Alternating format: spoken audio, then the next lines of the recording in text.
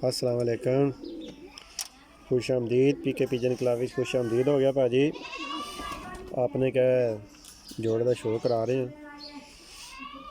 यह मादी ये तक नहीं पता चल सके केड़ी नस्ल है, मगर अख का शो करो हम बिल्कुल जूम करने दिन क्लीयर कर अख बिल्कुल खोल कर शो करो हम भाजी अख का।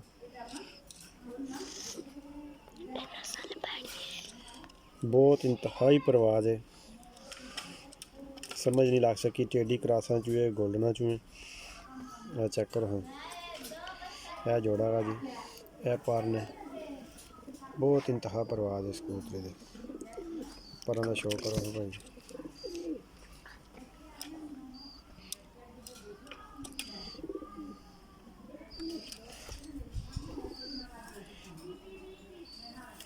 ये कबूतर है भाजी, इहदा भी दस दें तुहानू। पर का शो करो हाँ भाई, आ ब्रेड चेक करो हाँ पर की। तो कौन दसो जी इन्होंने कबूतर नहीं उड़ना फिर केड़े कबूतर उड़ने। चेक करो हाँ ब्रेड भाजी, पूरा कबूतर फुल वाइब्रेट विच। नस्ल सही को नहीं पता टेडियां चूहे या गोल्डना चूहे। एकदम बंद होंदा अख का तुहानू शो करवा लिया भाई जी। ये नारे एक लाया जी, वह भी शो कराने हैं। उन्होंने पट्ठियां पट्ठे भी दो है बिल्कुल, ये छोटे ने चीक बच्चे ने, उन्होंने भी शो करांगे भाजी तुहानू। तो दस्यो भाजी जोड़ा मेरा कैसा लगा। चैनल मेरा लाजमी सब्सक्राइब करना, वीडियो पसंद आए तो लाइक ज़रूर करना।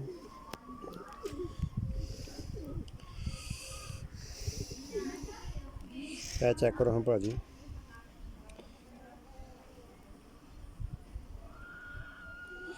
यदि अख का शो करो हाँ भाजी बिल्कुल कॉल कर जूम कर।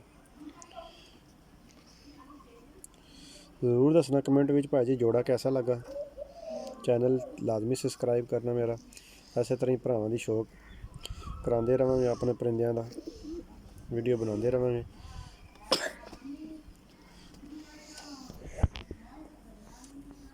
पर कैंच ने जी, ठीक है।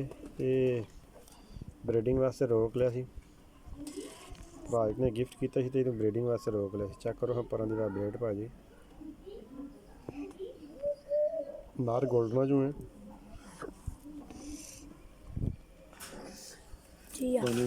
जोड़े का शो कराने जी, चेक करो हाँ भाजी।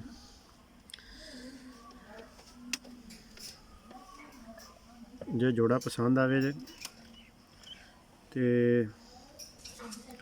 ज़रूर दसना जी। मीडिया क्लीयर नहीं आ रही, क्या किया हथ लाई कैमरे।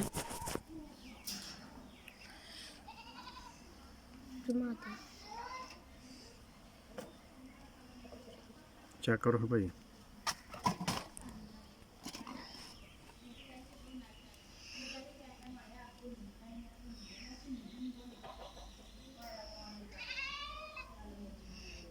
चेक करो हम।